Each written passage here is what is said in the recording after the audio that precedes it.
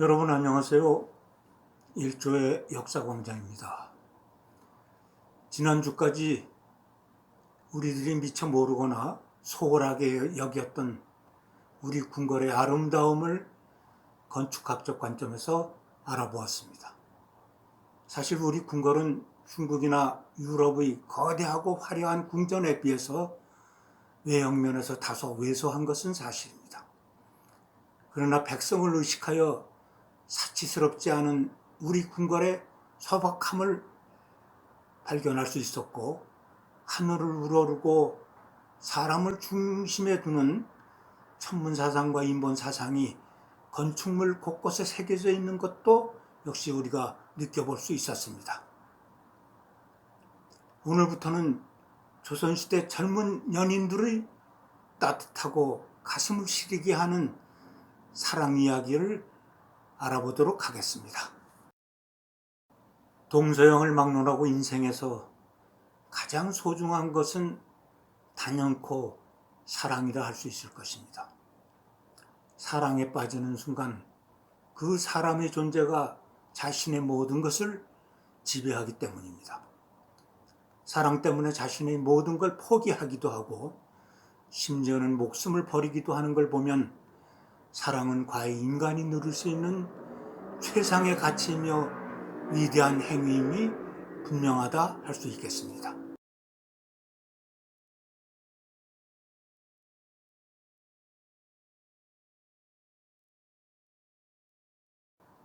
사랑이란 이성인 상대에게 성적으로 이끌려 열렬히 좋아하는 마음의 상태를 말합니다.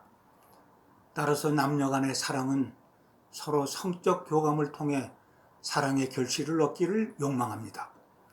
사랑은 인간이 향유하고 있는 가장 중요한 본능 중 하나이기 때문입니다.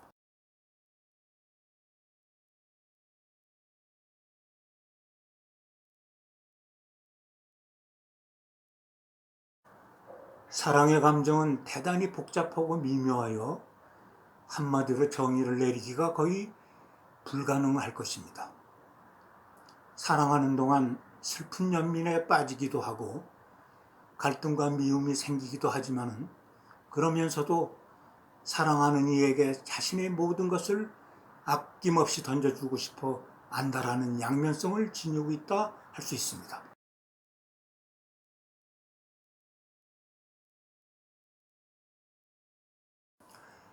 사랑은 찾아올 때는 이글이글 불타는 칸낙꽃처럼 그대의 영혼을 온통 열병에 시달리게 만들지만 사랑이 떠나갈 때는 한겨울 싸늘하게 흐르는 겨울물처럼 그대의 영혼을 온통 슬픔으로 흐느끼게 만듭니다. 사랑하는 많은 사람들은 기쁨과 환희에 젖기보다는 오히려 두려움에 떨며 고통스러워하게 마련입니다.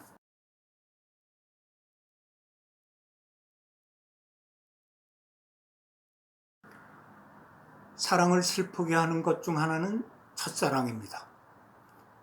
고금을 막론하고 첫사랑은 맺어지기 어렵기에 아름답지만 슬프고 아픕니다.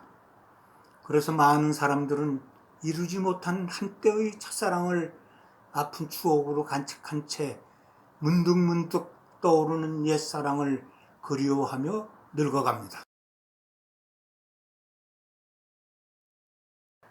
사랑을 슬프게 하는 것 중 또 하나는 이룰 수 없는 사랑입니다. 이루지 못한 사랑으로 많은 사람들은 아파하며 괴로워합니다. 고통으로 온몸을 떨게 하는 사랑의 통증이 바로 상사병입니다. 남자와 여자가 마음에 든 사람을 몹시 그리워하다가 생기는 마음의 병, 그것이 바로 상사병입니다.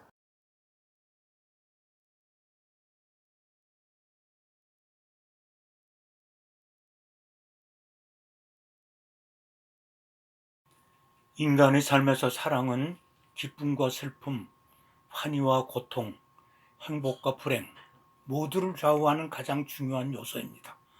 사랑하는 동안 상대의 진정을 알 수 없어 불안에 떨어야 하고 언젠가 닥쳐올지도 모를 상대의 변심을 예감하여 공포에서 벗어나지 못합니다.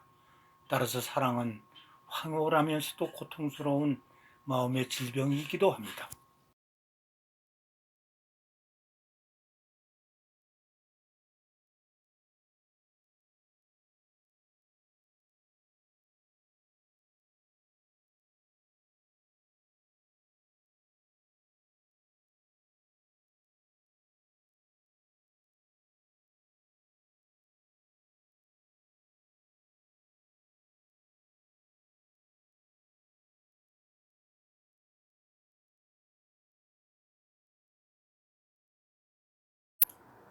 인간의 문화 가운데에서 성은 인간의 역사와 함께 시작되었고 인간이 멸종되지 않는 한 영원히 지속될 것입니다.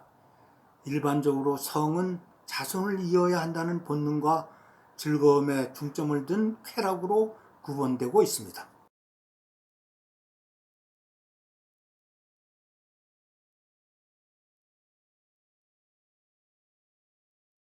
문헌에 의하면 삼국시대와 고려시대에는 남녀가 눈이 맞아 결혼하는 이른바 연애 결혼이 가능한 시대였습니다.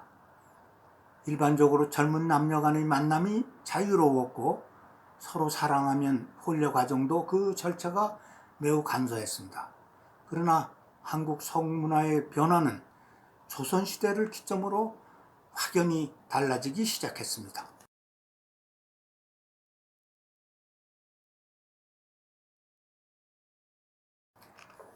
조선시대는 유교적 윤리 이념에 의해서 원천적으로 남녀 간의 접촉을 엄격히 통제했습니다. 다만 신분 낮은 여성들에 대한 신분 높은 남성들의 성 착취는 대부분 법의 행위로 간주하여 묵인되고 일반화되었습니다. 따라서 오늘날의 미투 운동은 불가능했으리라고 생각이 됩니다.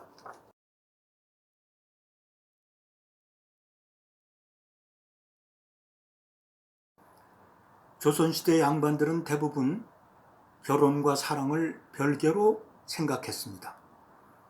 결혼은 대부분 정략 결혼이었고 결정은 신랑집이 주도했습니다.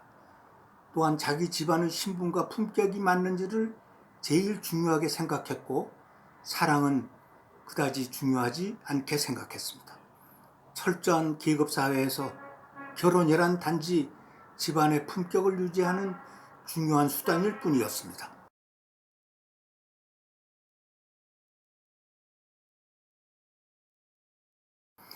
조선시대 결혼제도는 공식적으로는 일부 일처제였으나 실제상으로 일부 다처제가 적용되었다고 할 수 있습니다.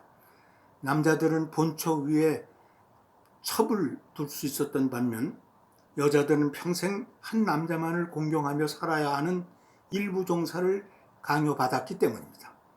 또한 이혼을 한 여인이나 과부들에게는 개가마저도 허락되지 않았습니다.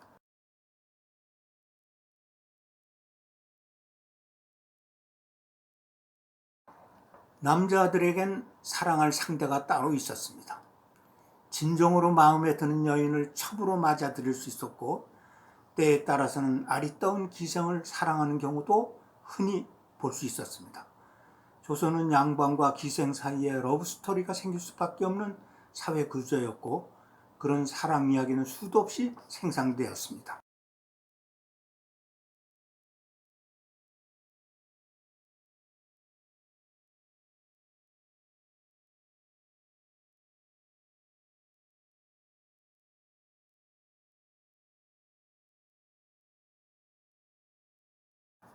대부분의 문화권에서는 간통을 엄격히 처벌해 왔습니다.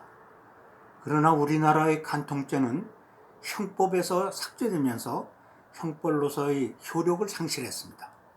한동안 간통 사건의 대부분이 공소취하되거나 혹은 집행유예로 끝났고 60.9%가 아내의 외도가 원인이라는 이유로 더 이상 여성을 보호해야 할 필요가 없다는 것이 그 근거였습니다.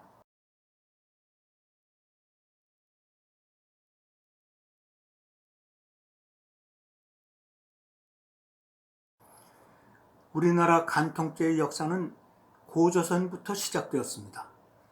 남녀가 음란하면 모두 죽였으며 백제는 간통한 여성을 노비로 삼을 수 있었고, 고려시대에는 아내가 간통한 경우 남편은 상대 남자를 죽이고 차를 내쫓을 수 있었습니다. 조선시대에는 음행녀를 유녀적에 기입하여 평생을 간부로 낙인시켜 관비로 살아야만 했습니다.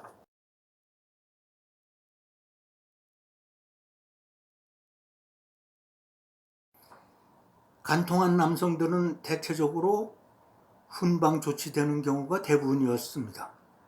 그러나 간통을 저지른 여인에게는 곤장 80대에 처해졌고, 곤장을 맞을 때 옷을 벗고 형벌을 받게 할 정도로 모욕감을 주었습니다. 다만 간통한 부인을 숨기거나 신고하지 않을 경우 그 남편은 가중 처벌되어 별도의 장형이 내려졌습니다.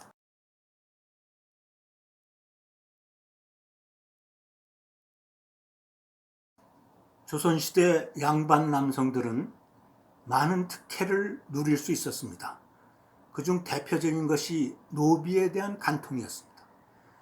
종년 간통은 누운 소타기보다 쉽다는 속담이 있을 정도로 여성 노비는 기혼과 미혼을 가리지 않고 무시로 범할 수 있었는데, 이를 갓김치 먹기라고도 했습니다. 여종의 몸에서 땀 냄새가 났기 때문입니다.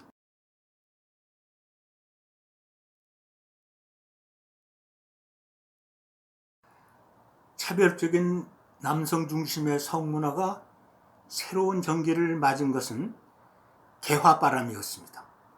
몰락해가는 조선 왕조의 덕수궁 앞에서 100여 명의 여인네들이 축첩 반대 시위를 벌였습니다.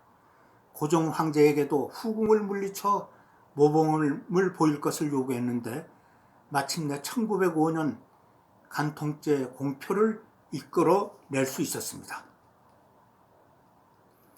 지금까지 조선시대 여인들의 사랑 이야기 1편을 알아보았습니다. 다음 주에는 조선시대 연인들의 사랑 이야기 제2편으로 조선 임금의 사랑 이야기를 중점적으로 알아보도록 하겠습니다. 고맙습니다.